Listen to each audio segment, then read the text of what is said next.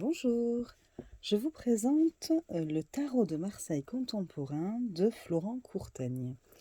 Donc il se présente dans un très joli coffret, vous voyez, avec des dorures, hein.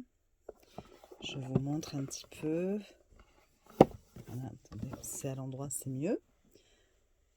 Voilà. Le derrière est comme ceci. Il nous dit, le tarot de Marseille contemporain, pour tirer les cartes, il n'est pas nécessaire d'avoir le troisième œil. La magie du tarot réside surtout dans l'intuition, la bienveillance et la concentration. Ce coffret contient les 78 cartes du tarot, enluminées de symboles clairs et d'archétypes familiers, mais aussi un livret d'interprétation de 136 pages, pratique et poétique, avec une méthode de tirage pour débutants, une affiche avec un plateau de tirage et un tableau récapitulatif des significations, et un étui pour protéger les cartes. Voilà. On n'en entend pas beaucoup parler, enfin je n'ai pas vu beaucoup de vidéos sur ce tarot, et pourtant je le trouve très bien fait, déjà au niveau qualitatif. J'apprécie les efforts qu'ils ont mis pour justement le coffret, qui est vraiment très joli, voilà, solide. Et puis, comment mince, enfin, vous allez voir pour le reste. Par exemple, là, vous avez une affiche en plus. Donc, je vous montre. Alors, bon, ma caméra va être trop près pour qu'on puisse bien voir. Mais je vais essayer de vous montrer par petits morceaux. Donc, j'essaie de ne pas bouger la caméra. Vous avez d'abord les arcanes mineurs, donc ils vous parlent des suites, vous voyez. Vous avez des mots-clés pour tous les arcanes mineurs. Vous avez la même chose pour les arcanes majeurs, vous voyez. Et vous avez la numérologie. Donc voilà. Et de l'autre côté, vous avez un tirage de proposé avec la position des cartes. Voilà, vous voyez. Donc c'est un tirage en croix, hein, avec la position 1, la position 2, la position 3 en haut, la 4 et la 5. Voilà, je suis désolée, je ne peux pas tout vous montrer en une seule fois. Mais bon, voilà, donc déjà, c'est assez sympa. Et puis, vous avez un livre qui est très bien fait aussi, qui est dur, en couverture rigide. Voilà, je vous montre. Donc, il se présente comme ceci. Voilà. Un sommaire. Vous avez une petite introduction. Une approche. Où il nous explique que pour réaliser ce tarot, il a étudié leur signification et qu'il les a retranscrites par des symboles. J'ai ainsi mis à jour une symbolique ancienne et c'était passionnant. Comme je connaissais désormais la signification des cartes, j'ai expérimenté le tirage auprès de mes amis. L'expérience était amusante et productive, et de fil en aiguille, je me suis retrouvée sur les places de village, sur les marchés, ou durant des événements à tirer gratuitement les cartes aux inconnus. Quand ils étaient contents, ils m'achetaient un exemplaire du jeu, auto-édité et encore limité aux arcanes majeures. Fort de cette expérience, je me suis mis à la recherche d'un bon éditeur afin d'améliorer le jeu et de produire les 56 arcanes mineurs qui manquaient cruellement. Donc voilà. Il nous explique aussi que sa connaissance théorique s'est donc enrichie d'une pratique et qu'il propose en plus des cartes une méthode de tirage. Il dit encore « Je l'ai voulu fonctionnel, articulé autour d'une question et collaborative. Conformément à mon expérience personnelle, j'accorde la même importance à chacune de ces cartes. Je me suis efforcée de les différencier et de réduire leur sens à 3 concepts positifs, 3 concepts négatifs qui se répondent. Aucune carte n'est entièrement bonne ou mauvaise.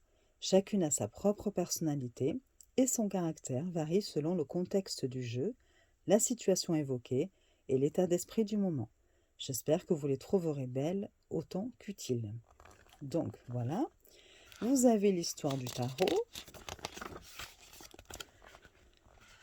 l'esprit. Donc il nous explique que l'origine du tarot est énigmatique, mais qu'il n'est pas tombé du ciel au son des trompettes flottant dans une lumière scintillante révélée à la multitude par un prophète. Il s'est constitué au fil du temps de manière lente et organique, fruit de tâtonnements et d'enrichissements progressifs, de rencontres humaines, de discussions animées et de jeux, et en réaction au culte officiel. C'est un objet qui s'adapte aux époques, aux régions et aux personnes et qui répond à un besoin profond, anticiper des événements futurs afin d'adapter son comportement. Il est particulièrement efficace pour discuter des projets en cours, pour les faire avancer. Mais on l'utilise également pour parler du présent ou du passé. Donc voilà, bon, après vous pourrez le lire si vous l'achetez. Ensuite, vous avez des explications. Donc là, il vous parle plus de la structure du tarot. Donc les arcanes majeurs, les arcanes mineurs. Il nous explique qu'il y a donc 4 couleurs. Les épées pour l'esprit, la spiritualité et l'intellect. Les coupes pour l'émotion, l'amour et la société. Les deniers pour la matière, le corps et l'argent. Et les bâtons pour l'énergie, la nature et la sexualité. Et bien sûr avec les éléments. L'air, l'eau, la terre et le feu. Voilà. Il nous donne quelques détails en plus par suite. Ensuite, il nous parle de la numérologie. Donc, il nous dit que les nombres pairs, c'est le calme, les nombres impairs, c'est l'action. Et vous avez quelques mots par nombre. Et évidemment, ensuite, il rentre aussi plus en détail pour chaque chiffre. Et vous avez ça, évidemment, pour tous les chiffres. Voilà, jusqu'à 10. Et il passe ensuite aux figures. Valet, cavalier, reine et roi. Avec un petit schéma à la fin, en nous disant que ça, c'est le cercle mondain, que la reine est à l'intérieur, le roi est au-dessus, le valet il gravite autour, et le cavalier, il est à l'intérieur, mais il en sort régulièrement. Voilà, j'espère que vous voyez bien. Et après, il passe aux arcanes mineures. Donc, il commence par les arcanes mineures. Vous avez à chaque fois l'illustration, un paragraphe concernant le sens à l'endroit, lorsque la carte est à l'endroit, et puis quelques lignes quand c'est pour le côté ombre. Et vous avez en bas 3 mots-clés pour la carte à l'endroit et 3 mots-clés pour la carte renversée ou en position de blocage, voilà. Et ça, c'est pareil, c'est pour toutes les cartes. Vous avez la même chose. Je passe rapidement pour... Mais à la fin, on pourra lire 2 ou 3 cartes pour que vous puissiez voir ce qu'il propose en interprétation. Je vais y arriver. Donc là, vous avez les arcanes majeures. Et c'est la même chose, vous voyez. Vous passez ensuite à un chapitre tirage, au chapitre tirage. Le tirage en croix s'articule autour d'une question. Il s'opère entre un tireur qui tire les cartes et un consultant qui pose sa question. Il permet d'entrer dans le détail, mais prend un peu de temps, et il requiert quelques précautions d'usage qu'il convient d'avoir en tête et de valider auprès du consultant avant de commencer.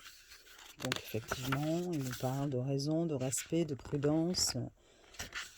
Voilà, je ne vais pas trop m'attarder sur ça. Vous avez la formulation de la question qui est importante, le contact avec celui qui vous consulte, là aussi il dit quelques mots, et enfin la disposition du tirage avec la position des cartes. Voilà. Ce qui est intéressant, c'est qu'il nous... là, il nous explique bien sûr comment lire les cartes entre elles, comment les lier un petit peu. Et il nous donne un tirage, un exemple de tirage détaillé. Voilà. Tous les bouquins ne le font pas. Moi, j'aime bien parce que ça me permet de voir un petit peu comment il faut s'y prendre aussi. Avec le schéma de son tirage. À la fin, vous avez quelques mots à propos de l'auteur. Des remerciements et la maison d'édition qui est le lotus et l'éléphant. Voilà. Et on a terminé le livre, mais vous voyez qu'il est quand même très intéressant et assez complet. Voilà, je fonce avec mon livre dans la caméra. Bon, vous allez finir par être habitué, hein. Alors, je vous montre, vous avez effectivement les cartes dans un étui. Vous voyez? Toujours pareil avec ce trou, effectivement, pour le symbole, hein, comme je vous disais, qu'on retrouve sur les cartes, sur le livre. Je vous montre le dos des cartes. Voilà. Et c'est ce symbole qu'on retrouve un petit peu partout. Vous avez les tranches noires et des cartes de très bonne qualité. Les trois couleurs utilisées pour ce tarot, c'est le blanc, le noir et le doré. Voilà, vous n'avez pas d'autres couleurs. Je trouve qu'il a un côté, avec cette belle boîte, avec cet étui pour les cartes, en plus, voilà. Il a un côté très raffiné. Je ne sais pas comment vous expliquer, pour moi, il fait noble un petit peu, il est délicat, enfin bon, voilà. Il a oui, raffiné, je trouve que c'est le terme. Voilà, donc je vous montre les cartes. Alors vous allez voir, hein, c'est des symboles essentiellement. On ne retrouve pas les illustrations classiques du Rider-Waite, hein. Et je sais que bon, parfois ça peut gêner aussi, et notamment pour les débutants, c'est moins simple, hein. Voilà. Donc, vous avez le battleur. Alors j'espère que vous n'avez pas d'ombre et que vous arrivez à voir. Voilà. La papesse. L'impératrice. L'empereur. Moi, je les trouve très belles et très originales. Le pape.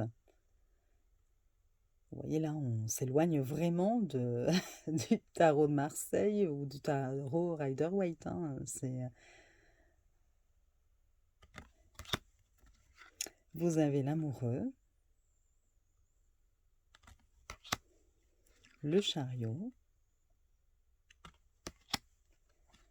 La justice. L'ermite. La roue de fortune. La force. Le pendu. L'arcane sans nom. La tempérance. Le diable. La maison Dieu. L'étoile. J'espère que vous voyez bien. La lune. Le soleil. Le jugement. Et le monde. Donc voilà pour les arcanes majeures. J'aime beaucoup celle-ci. Chaque carte donne envie d'aller voir dans le livre, hein, voir ce que l'auteur a pu dire, tellement que c'est original et peu commun. Ah oui, et il y a le fou, bien sûr, j'ai oublié, parce qu'il n'était pas au début. Donc voilà. Donc là, on a fini les arcanes majeures. Nous passons au bâton. Donc vous avez l'as, le 2 de bâton, le 3 de bâton, le 4 de bâton, le 5 de bâton, le 6 de bâton, le 7, le 8, le 9, 10, le valet, voyez, le cavalier, la reine, si je mets le doigt devant, ça ne va pas le faire, le roi de bâton, les deniers, l'as, le 2,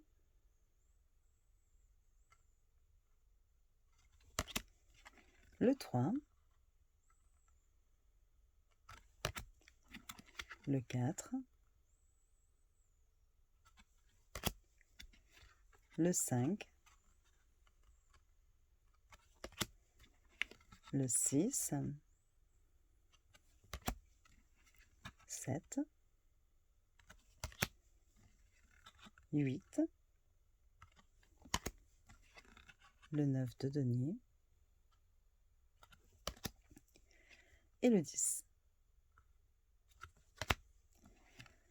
Le valet, le cavalier, la reine et le roi de denier. Vous avez ensuite les coupes, donc l'as, le 2, le 3, le 4, le 5, 6, 7, 8, 9, 10 de coupe, le valet, le cavalier, la reine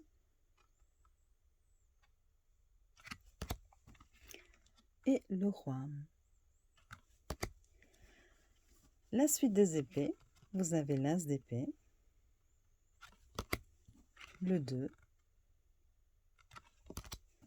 le 3 d'épée, le 4,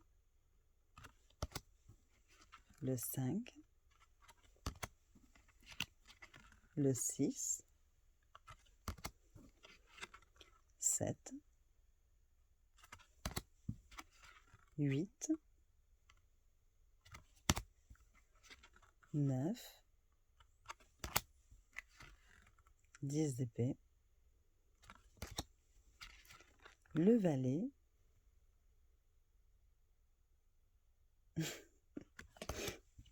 le cavalier,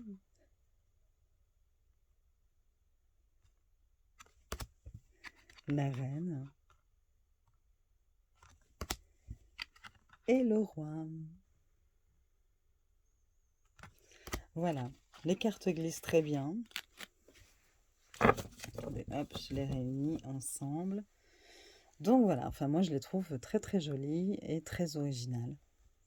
Après, je ne sais pas ce que vous en pensez. Et puis ces tranches noires, c'est super. Au moins, elles ne sont pas encore dorées parce qu'on trouve souvent des cartes aux tranches dorées. Et moi, je les préfère 100 fois noires. Donc voilà. Donc, je pose ceci ici. Et on va essayer de regarder au niveau du livre certaines interprétations pour que vous puissiez vous faire une idée de ce que l'auteur propose. Nous allons prendre par exemple la Maison Dieu. Déjà. Alors, j'espère que je vais réussir à lire à travers la caméra, qu'il n'y aura pas trop de reflets. La Maison Dieu était au Moyen-Âge un hôpital-monastère destiné à accueillir les pèlerins pauvres et les malades des environs. Traditionnellement, cet arcane présente une tour en flammes et représente un changement brutal, un coup dur, l'effondrement d'une construction que l'on croyait solide, d'une institution, d'un ordre établi. C'est un bel édifice qui part en fumée et par extension, il peut représenter la rupture d'un cadre de vie, d'un foyer, d'un capital, d'une activité. Mais c'est aussi une occasion de prouver sa résilience, sa volonté, sa capacité à reconstruire, pierre par pierre, un nouvel édifice. Cet arcane représente un changement brutal et inattendu, la prise de conscience, l'humilité, la capacité de rebondir, la détermination, la reconstruction. Et dans son côté sombre, il représente les dangers de l'ego et de l'orgueil, l'illusoire précarité des institutions humaines, la crise, le danger et l'urgence. Et vous avez donc les mots-clés pour la carte à l'endroit, humilité, résilience, reconstruction. Et pour la carte à l'envers, précarité, danger, crise. Donc voilà pour celle-ci. On peut prendre une carte. Hop. Allez, pourquoi pas le 9 de bâton. Comme le chat noir du malheur passant sous une échelle, en toute confiance, le 9 de bâton représente une situation inattendue, éventuellement déplaisante. Un choc, une mauvaise nouvelle, un coup de pression, une agression. Sous la menace, les réactions varient naturellement d'un individu à l'autre et selon les situations. Certains se figent, d'autres attaquent, d'autres fuient. On se reproche souvent de n'avoir pas mieux réagi. Lorsque la tension retombe, il est bon d'analyser froidement l'expérience pour en tirer des leçons. Avec l'expérience, on apprend à adapter la réponse à la menace et à graduer la riposte afin de briser le cercle ou de ne pas devenir soi-même un agresseur. Le 9 de bâton représente la protection, l'endurance, la résistance, la combativité, la défense, et dans son côté sombre, la pression, la violence, la rage, la superstition. Les mots-clés, endurance, combativité, défense, et à l'envers, pression, rage, superstition. Allez, pour le plaisir, une petite dernière.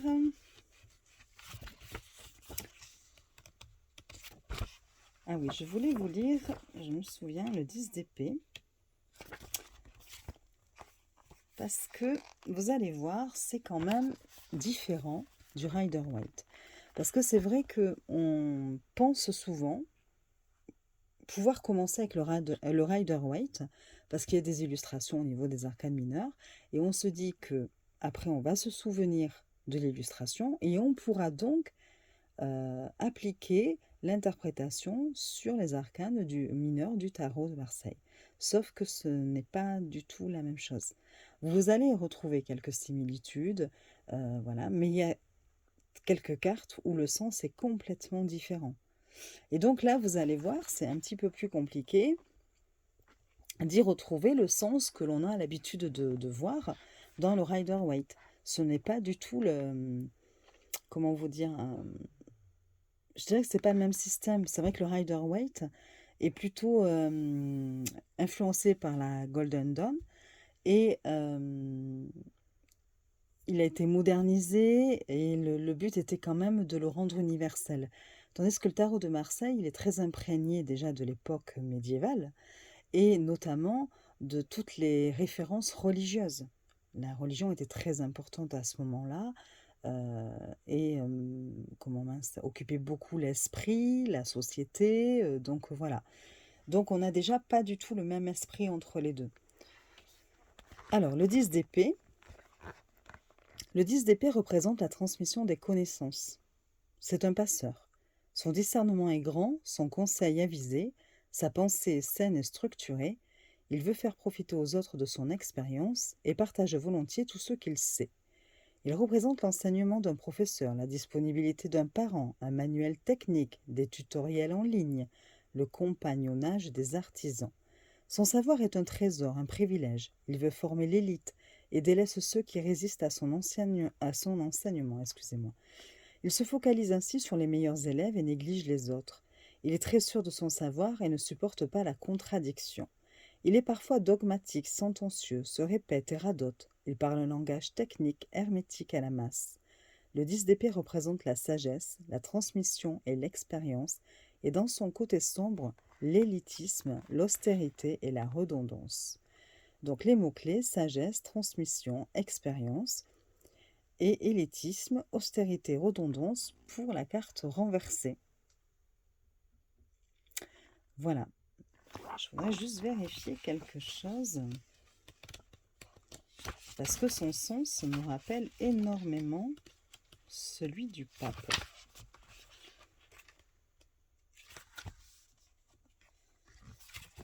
Et justement, j'avais envie de voir un petit peu ce qu'il disait. Je ne sais pas si vous vous rappelez de l'illustration qu'on a vue tout à l'heure et que je disais qu'elle était peu commune. Avec cette bouche-là, les écouteurs, le sigle lecture. Et donc voilà, je suis curieuse de voir ce que cela dit, donc je le partage avec vous, comme ça je le découvre avec vous plutôt. Donc on y va. Le pape est un chef spirituel dont l'autorité est incontestée. C'est une bouche d'or, l'influenceur incontournable d'un réseau social. Il distille son message sans jamais se lasser. Il parle, il parle, il parle, et en plus on l'écoute. On est émerveillé par la clarté du discours et par la force du message. On le suit, on le partage, on participe à sa cagnotte. Si l'intelligence était un smartphone, le pape en serait l'écran. Cet arcane ne représente pas l'acquisition des connaissances, mais la transmission du savoir. Un enseignement, un conseil éloquent, un récit passionnant, une initiation. Ce savoir est transmis par une institution ou une personne reconnue dans son domaine, charismatique et assurée, très confiante en elle.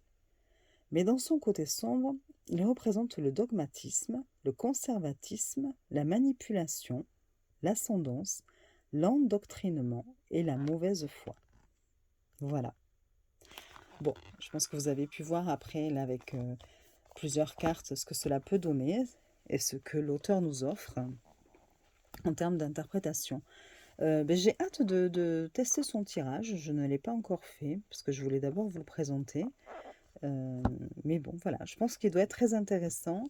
Et puis, je salue encore les efforts qui ont été faits au niveau de la qualité et de la présentation des différents outils. Voilà. Sur ce, je vous souhaite une bonne journée et puis je vous dis à bientôt, à très vite même, et je vous fais des bisous.